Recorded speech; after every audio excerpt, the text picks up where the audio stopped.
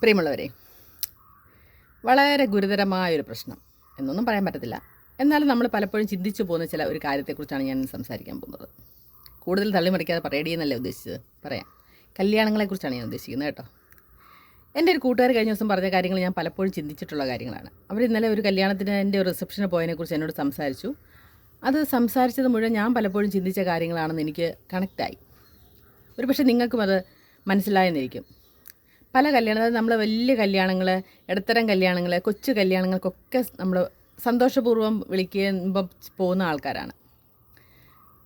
ചില ഈ പൈസ കൂടുന്നതനുസരിച്ച് എന്നുവെച്ചാൽ നമ്മളിപ്പം അവരെ കുറ്റം പറയാൻ പറ്റില്ല. നമ്മളിപ്പം നമ്മുടെ വീട്ടിലൊരു കല്യാണം അത് എത്രയും മനോഹരമാക്കാമോ അതാക്കാൻ വേണ്ടി നമ്മൾ ശ്രമിക്കും, അതിനുവേണ്ടി പരിശ്രമിക്കുന്നവരാണ്.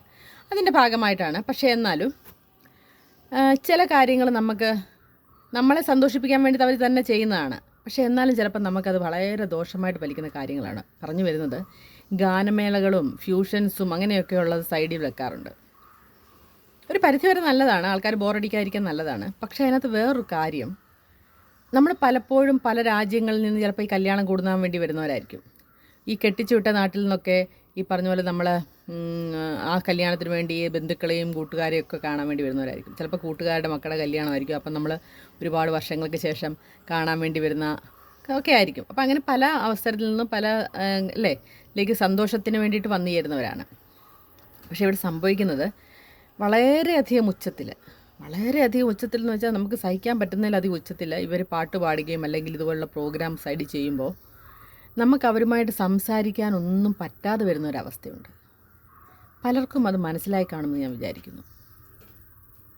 അതായത് ഈ പറഞ്ഞ പോലെ വലിയ വലിയ കല്യാണങ്ങൾക്കൊക്കെ പോകുമ്പം ചിലപ്പം ഈ പറഞ്ഞ പോലെ ഫ്യൂഷനൊക്കെ നടക്കുമ്പോൾ അവർ അത് കുറച്ച് സൗണ്ട് കുറച്ചിട്ടാണ്. പക്ഷേ ഈ ഗാനമേള പോലുള്ള സംഭവങ്ങളൊക്കെ വരുമ്പോൾ ഭയങ്കര സൗണ്ട്. കാരണം അവരുടെ ആ സൗണ്ട് എഫക്റ്റൊക്കെ കിട്ടിയെങ്കിൽ അവരുടെ ആ ഒരു എഫക്റ്റ് നമുക്ക് കിട്ടുകയുള്ളൂ. അതിനുവേണ്ടി ചെയ്യുന്ന കാര്യങ്ങളാണ്, സംഭവം ശരിയാണ്. പക്ഷേ എന്നാലും നമ്മൾ അടുത്തിരിക്കുന്നവരോട് പോലും നമുക്ക് മനസ്സുകൊണ്ടൊന്നും സംസാരിക്കാൻ പറ്റാത്തൊരവസ്ഥയാണത്.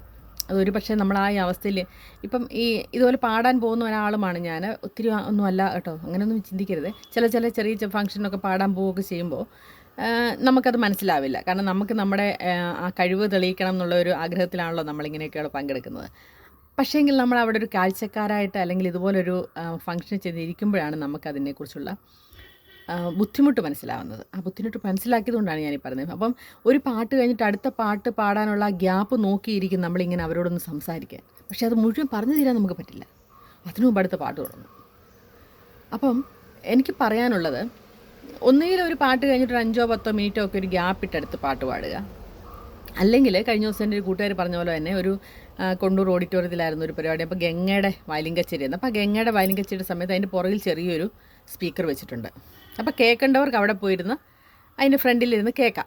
അല്ലാത്തവർക്ക് സൗകര്യമായിട്ട് സംസാരിക്കാനുള്ള ഡിസ്റ്റർബൻസ് വരാത്ത രീതിയിലുള്ള സൗണ്ടേ അതിനകത്ത് ഉണ്ടായിരുന്നുള്ളൂ. അതുകൊണ്ട് തന്നെ അവർക്ക് ബന്ധുക്കളെ കാണാനും അവരുമായിട്ട് സംസാരിക്കാനും ഒക്കെ ഇൻട്രാക്ട് ചെയ്യാനും ഒക്കെ കിട്ടി. അപ്പം എനിക്ക് അതാണ് പറയാനുള്ളത്. ഒരിക്കലും ഇതൊന്നും നമ്മൾ ആഗ്രഹിച്ച് ചെയ്യുന്നതാണൊന്നും വേണ്ട എന്നല്ല ഞാൻ പറഞ്ഞത്. കാരണം അത് ഓരോരുത്തരുടെയും വയറ്റിപ്പഴപ്പും കൂടാണ്. അതുകൂടെ നമ്മൾ ആലോചിക്കണമല്ലോ, അല്ലേ?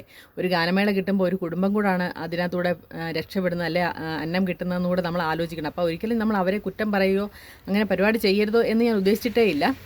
പകരം അതിൻ്റെ സ്പീക്കറിൻ്റെ സൗണ്ട് കുറച്ച് ഈ പറഞ്ഞ പോലെ ആൾക്കാർക്ക് ഇൻറ്ററാക്റ്റ് ചെയ്യാനുള്ളൊരു അവസരം, അല്ലെങ്കിൽ ഇപ്പോൾ ഒരു പാട്ട് കഴിഞ്ഞിട്ട് ചിലപ്പം അടുത്ത പാട്ടിന് വേണ്ടിയിട്ട് ഒരു 5 മിനിറ്റ് സമയം കഴിഞ്ഞിട്ട് അടുത്ത പാട്ട് പാടുക, അല്ല ഇങ്ങനെ കണ്ടിന്യൂസ് ആയിട്ട് പാടിക്കൊണ്ടിരിക്കുമ്പോഴാണല്ലോ പ്രശ്നം. അപ്പം ഇടയ്ക്ക് ഇച്ചിരി ഗ്യാപ്പ് കൊടുത്തൊക്കെ ചെയ്യുകയാണെങ്കിൽ കുറച്ച് നന്നായിരിക്കും എന്നെൻ്റെ ഒരു അഭിപ്രായമാണ്. നിങ്ങളിങ്ങനെയുള്ള അവസ്ഥയിലൂടെ കടന്നു പോയിട്ടുണ്ടെങ്കിൽ ഒന്ന് കമൻറ്റ് ചെയ്യാം. ഫോളോ ചെയ്യാൻ പറ്റുന്നവർക്ക് ഫോളോ ചെയ്യാം. അപ്പോൾ ഇതാണ് എൻ്റെ ഇന്നത്തെ ഒരു ചിന്ത. അതായത് ഓർമ്മകളിൽ ചവറ്റുകുട്ട എന്നൊക്കെ പറയുന്ന പോലെ ഇന്നത്തെ എൻ്റെ ഒരു ഓർമ്മ ഇതൊക്കെയാണ്. അപ്പോൾ നിങ്ങളുടെ അഭിപ്രായങ്ങൾ രേഖപ്പെടുത്തുക, സപ്പോർട്ട് ചെയ്യുക.